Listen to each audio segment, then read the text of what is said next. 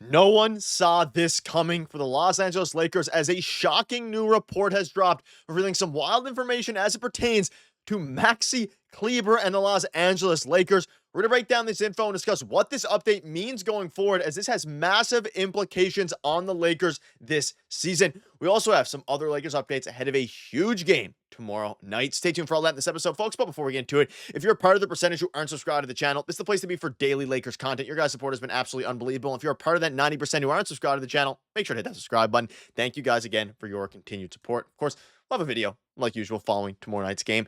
Ladies and gentlemen, pretty shocking development today. Now, obviously, in the Luka Doncic trade, something that's been kind of understated was their acquisition of Maxi Kleber. Now, I'm not saying that Maxi Kleber is some, obviously not a Luka level player, but an extremely fantastic player or anything like that.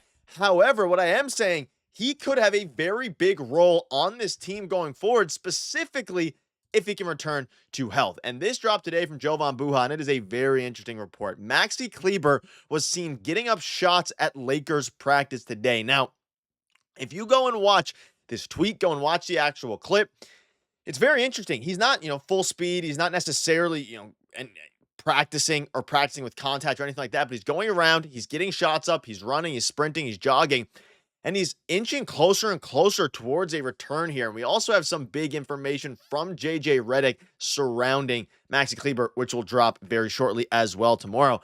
But this is interesting. So Maxi Kleber, again, we're going to dive into his stats and what he can have, what impact he can have.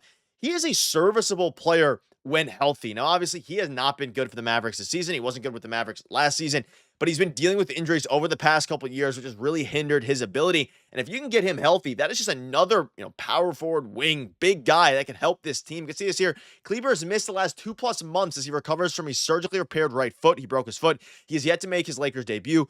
But Lakers head coach JJ Redick added there would be a Kleber update on Thursday before their match against the Golden State Warriors. So tomorrow, we're going to get another update surrounding Maxi Kleber. And if he's announcing this, I'm assuming this is going to be a pretty hefty update here. We might have some very interesting details as it pertains to Maxi Kleber's future this season in tomorrow's practice, and of course in tomorrow's video when we cover that. So that's a big piece of news. But surrounding Maxi Kleber a little bit now, let's talk some backstory on him, because obviously, as Lakers fans, you probably didn't pay too much attention to Maxi Kleber on the Mavericks, but he played on January 20th. Kleber last played, on January 25th as a member of the Mavericks. Of course, he wasn't great. Prior to the injury, he was only averaging 3 points, 3 rebounds, and 1 assist this game. However, over 8 seasons with the Mavericks, he made 151 starts, averaging 6 points, 4 rebounds, 1.2 assists. And if you ask Mavericks fans, when he's healthy, he is a very serviceable player. And when you're talking about the playoffs, in the postseason play, he's suited up for 44 games, 10 starts, 6 points, 4 rebounds, 1 assist a game.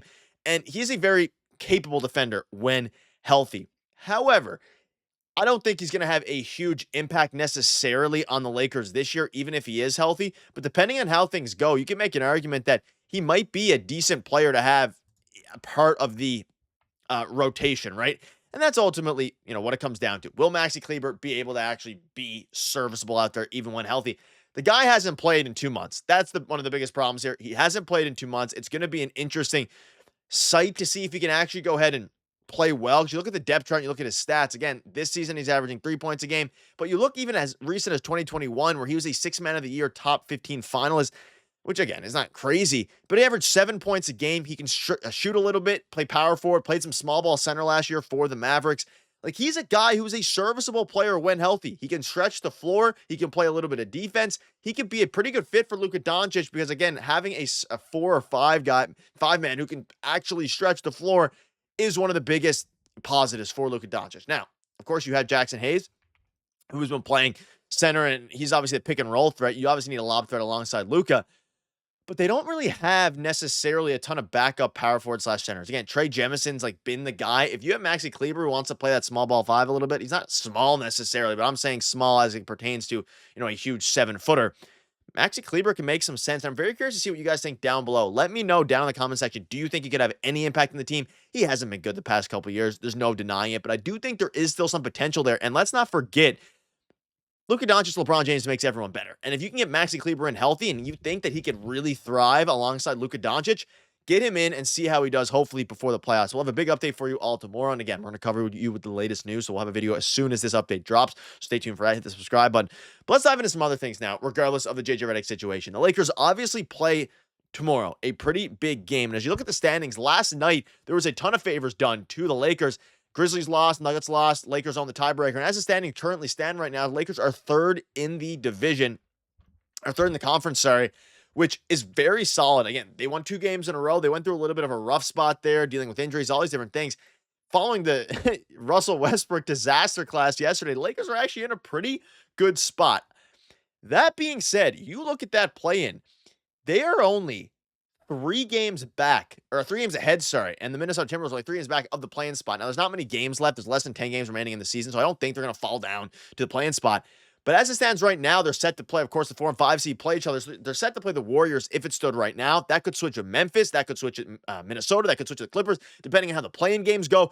This division, conference, sorry, is so tight that it makes everything so much more important each game they play, including tomorrow night's game. There's been some interesting things here. JJ Redick, spoke out a bunch today, but I also want to touch on this before we dive into some of the interesting comments about JJ Redick. See this here. We have to get the 3 seed because playing the Warriors in round 1, Oklahoma City in round 2 is going to be the hardest possible pathway for us to get out of the 4 seed. That is what I wanted to bring up today. You look at the 4 seed now, probably the worst case scenario because, again, a lot of things can change here, but if you play the Warriors and then the Thunder, in any regard, playing the Thunder is going to be something that's very hard to do. The Thunder are the best team in the league, right? That is something that is going to be very, curious. And I'm curious to see what you guys think down below in the comment section, specifically regarding, of course, the standings. Because at this juncture, we're so late in the season that it doesn't necessarily matter how far the Lakers are ahead of the play-in spot or anything like that. They're probably going to secure themselves out of the play-in spot. But what matters most right now is specifically getting seeding as high as you can or just avoiding the hardest path. I think getting the 3 seed is going to be huge. Even getting the 5 seed, you could argue, or the 6 seed would be better than the 4 seed. But regardless of that, trying to beat the Denver Nuggets for that 3 seed. There was a time where the Lakers were the 2 seed. There was a time where the Lakers were, of course, higher up and lower down than that. A bunch of different things here. The Lakers need to go for the 2 seed. Get out of the 4 seed. Let me know down below who your preferred, what your preferred seeding would be, and also who your preferred matchup would be out of all these guys. Again, Maxi Kleber was on the court doing some work there. But before we wrap up, it's going to be very interesting. Very, very interesting. But I do want to go over JJ Redick's comments because this is very, intriguing surrounding the NBA awards. I'm also curious to see what your guys' thoughts are down below on the NBA awards. He had a discussion about the NBA awards today after practice. He said he thinks he is more informed to make picks as a coach than he was as a media member. That said, he didn't even want to discuss Austin Reaves' case as a most improved player because he said that award's been misinterpreted. Boy, do I agree with this one because we obviously know the Lakers have been not the Lakers, the NBA, the 6th man of the year, the most improved player, all these different things have kind of turned into some of the weirdest awards there is. I mean, we have guys getting most improved player who are 20-point per game scorers going up to 23 or 17-point per game scorers going up to 20-point per game scorers. I don't know necessarily if Austin Reaves deserves the most improved player. He probably, if you're looking at it objectively, he probably does. He has improved a ton, both as a facilitator, as a scorer, all these things. But I think it's a bit disingenuous. The actual award was kind of meant for players that go from 7 points a game to 20 points a game, or 7 points a game to 15 points a game, right? Rather than players who are already established. That being said, Austin Reaves does deserve it. I know I said he doesn't really deserve it. I think he does deserve it, especially with the way that it's calibrated now and calculated now. But at the end of the day, the award's a little bit disingenuous. But let me know down below what your thoughts are on all this. A ton of new reports dropping. We're going to keep you up to date with all the latest news. Things are getting crazy. Maxi Kleber on the return back. See you guys later.